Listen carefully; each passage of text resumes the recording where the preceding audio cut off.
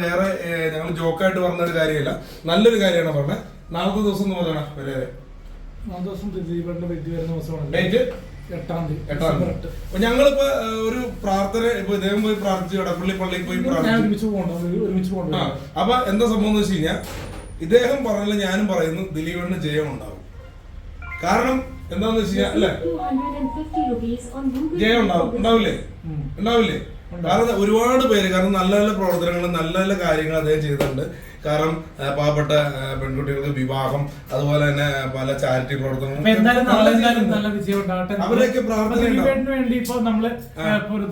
ഒരു കാര്യം പറഞ്ഞ, ഒരു കുട്ടി മരിച്ചു എന്ന് കരുതി മറവ് ചെയ്യാനായിട്ട് കൊണ്ടുപോയ ഒരു കുട്ടിയെ ഏറ്റെടുത്ത് വളർത്തി ആ കുട്ടി വലുതായിട്ട് ദിലീപേട്ടന്റെ മുമ്പിൽ വന്നു.